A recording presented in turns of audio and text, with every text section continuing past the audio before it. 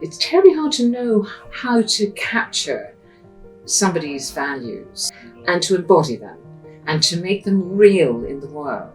But when we thought that we could invest in young people, the energy, the enthusiasm, the lack of cynicism in young people, to have a living, breathing embodiment of that in the form of young people whose access to the bar would be made much fairer, seemed to us to be the perfect answer. When Niall McCarthy was appointed to direct the Supreme Court, he was the preeminent barrister of his time.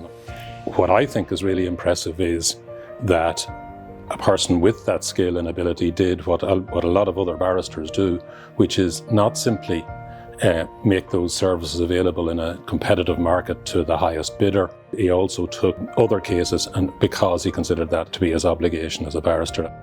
I had the privilege of representing the bar on the interview panel for the McCarthy Bursary for about 15 years.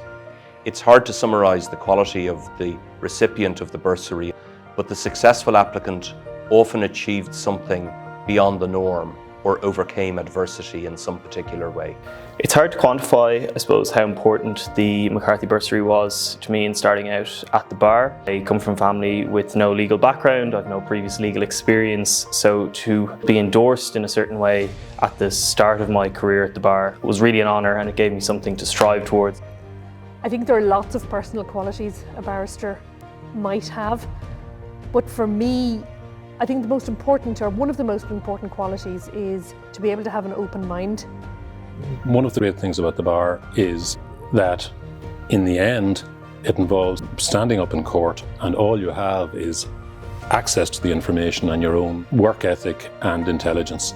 And that means that in theory anybody who has those qualities can compete. It would be foolish to ignore the fact that there are barriers along the way, and it is really important to provide a route through for people who have those qualities but won't be in a position to get there because they can't get through the educational hurdles. When you bring in the voices that truly represent the different perspectives and mindsets and lived experiences, you actually improve results. I have no doubt that it has happened and will continue to happen because of these young people.